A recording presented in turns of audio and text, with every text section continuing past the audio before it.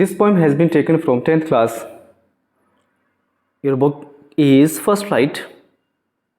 The poem is The Trees. Our first question is, यदि आपने इस पोएम को पढ़ा है तो आपके क्वेश्चन बहुत जल्दी समझ में आ जाएंगे. और first question is find in the first stanza. इस पोएम की जो पहला जो टुकड़ा है, स्टेंजा है, उसके अंदर ढूंढिए that can not happen in a treeless forest. की एक ट्रीलेस फॉरेस्ट में जिसमें पेड़ नहीं होते उसमें क्या नहीं हो सकता, जो नहीं हो सकता उसके बारे में बताना है. Answer the following three things can not happen in the treeless forest. जैसा कि इस पोएम में बताया गया है कि ट्रीलेस जो फॉरेस्ट है उसमें ये तीन चीज़ें नहीं हो सकती हैं. द फर्स्ट थिंग इज, पहली चीज़ ये है कि this that no birds can sit. That no birds can sit, कि कोई भी पक्षी वहाँ बैठ नहीं सकता है. द सेकेंड इज दैट, और दूसरी बात यह है, no insect can hide itself in it. और कोई भी जीव, छोटा जीव, इंसेक्ट, अपने आप को उसमें छुपा नहीं सकता है. द थर्ड इज दैट, तीसरी बात यह है, नो सन कैन बरी इट्स फीट. सूर्य अपने पैरों को छुपा नहीं सकता है, या बरी होता है ढकना, दफन करना होता है, इन शेडो, छाया के अंदर. और second question is what picture do these words create in your mind. आपके माइंड में ये जो शब्द हैं वो कौन सी तस्वीर लाते हैं. सन बरी इट्स फीट इन शेडो, ये जो शब्द हैं इन्हें देखकर, पढ़कर कौन सी आपकी मस्तिष्क में कल्पना होती है. What could the poet mean by the sun's feet. यहाँ पे सन, सूर्य के जो पैर हैं, इनसे क्या मतलब है. These words create the picture of the sun. ये जो शब्द है वो सन की पिक्चर क्रिएट करते हैं एज अ ह्यूमन बीइंग, मानव के रूप में, इन माई माइंड, मेरे मस्तिष्क में. पोएट कहता है the sun is in search of shadow. सूर्य है वो छाया की तलाश में, बट इट डजेंट फाइंड, लेकिन उसे मिलती नहीं है. It in the treeless forest के अंदर, पेड़ों रहित जंगल में.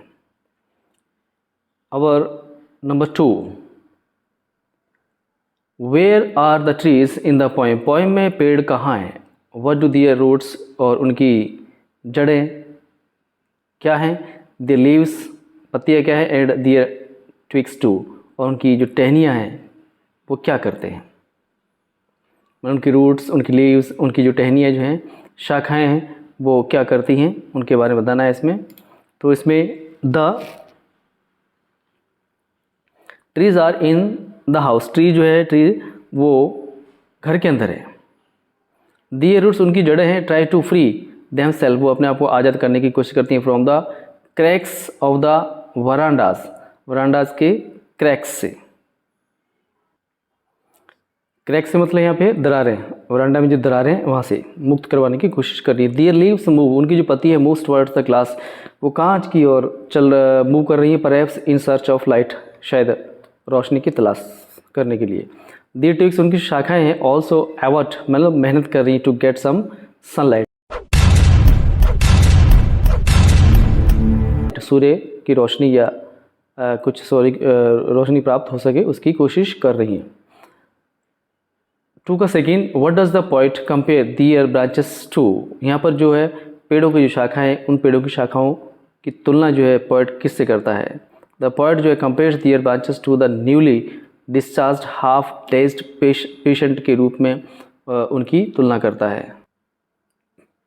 बिल्कुल जैसे कि एक पेशेंट सही होकर हॉस्पिटल से डिस्चार्ज होता है, जो कि पूरी तरह से नहीं होता है, हाफ डेज्ड मतलब ओंगता हुआ पेशेंट जो बाहर आता है उसकी तरह उसकी तुलना हो रही है ऑफ द क्लिनिक डोर से. दीज ट्विग्स, जो शाखाएं हैं, सीन हाफ डेज्ड, ये भी हाफ डेज दिखाई देती है. To a great extent like the newly discharge patients की तरह. एक्सटेंड लाइक डिस्चार्ज मतलब यहाँ पे बहुचक की दिखाई देती हैं.